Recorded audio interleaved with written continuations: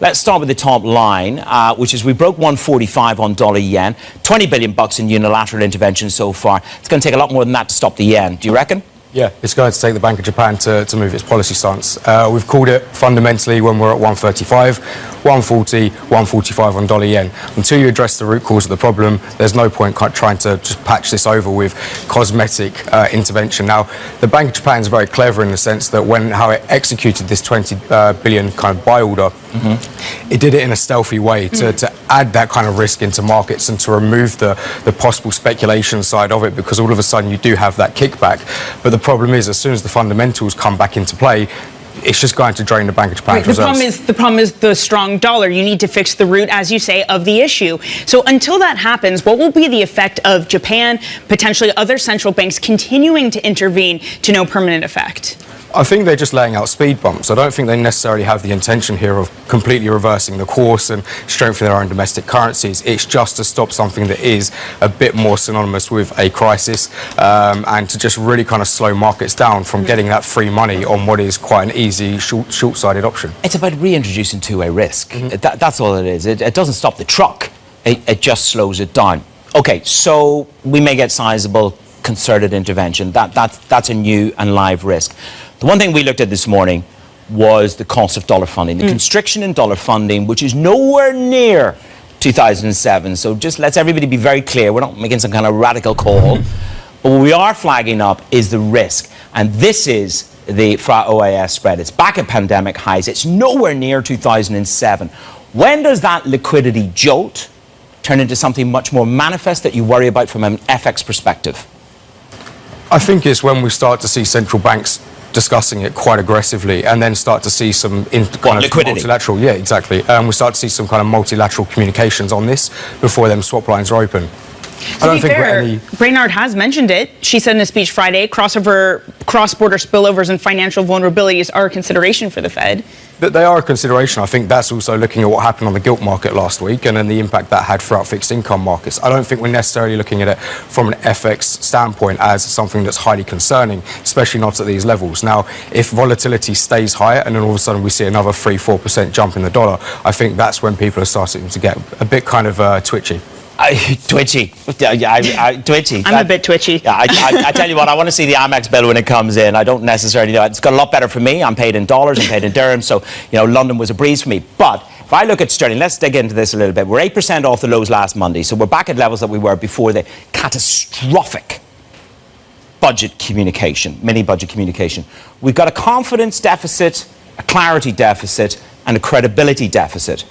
Do you think they attack the pound again, even though it's up 8% from the lows last week? I think so. I think this is very shaky ground, what we're seeing. And I looked at last week's price action and thought this is more of a technical reason for a rebound here.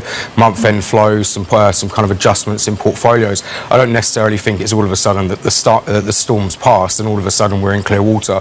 By no means. Once that current account deficit data starts coming through in Q4, more political noise in the background, and then all of a sudden potentially another ramp up in European gas prices, which only just extends the government's liabilities. So then what's fair value? What's fair value in the pound right now? At the moment, bearing in mind the government's balance sheet could just completely stretch out even further over the winter.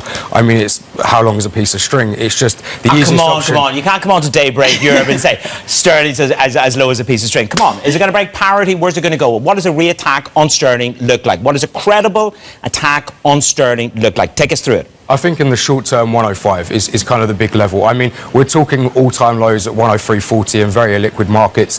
For a lot of people, they would look at that and say that's just a synthetic price. Once you can start putting some serious volume through at those prices, then we'll actually start calling that a low. So 105 is really kind of the level that markets are looking at, thinking this is the next psychological barrier. What is the risk of a BOE that disappoints in terms of a market that at the moment is pricing in over 100 basis points worth of hikes from a BOE? How realistic is that, and what happens to this market if they don't go through with it? For what it's worth, I think 100 basis points is on the light side of things. I think the Bank of England really needs to come in and backstop this, especially if there isn't a U-turn from the government, either because of their own admission or... The Bank of England have already told us that they've put a stick in plaster. It's a temporary reprieve in terms of the intervention in the gilt market, which broke, by the way. You wouldn't think that from walking around London at the weekend. They've told us it's temporary. This is monetary policy must lead for a credibility void to be filled. It has to, because one of the kind of main pillars of UK investment is the fact that there's institutional credibility. So if that's then lost, then all of a sudden it becomes a very tricky climate for foreign investors coming into the UK if all of a sudden everything's kind of being moved by the same lever, which is the government policy. So I think they do need to have a credible stance, but at the same time they can have a credible stance by ramping up interest rates, because you look at what the government policies are, they're inflationary. So the Bank of England will have to come out. If we roll back 2 meetings, Governor Bailey explicitly said the reason why they went up to 50 basis points is because they don't like the fact that businesses can pass through these costs to the consumer. Now the consumer's got a better balance sheet, then all of a sudden they are able to do this. So the bank has the kind of But are they able to do it because of all of the floating mortgages in the UK? I mean, hiking by 100 basis points, that would be some pretty extreme pain for folks out there in their mortgage payments.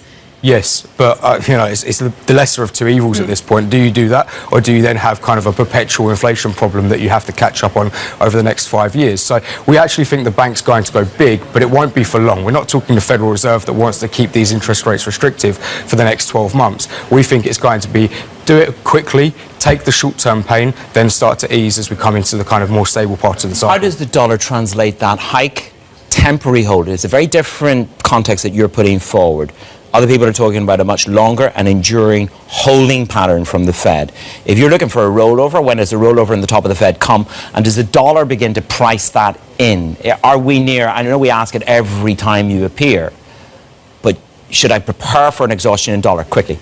Every time you ask me, I say it's not quite ready yet. I think we're looking at least Q2 next year, if you need a quick answer on that.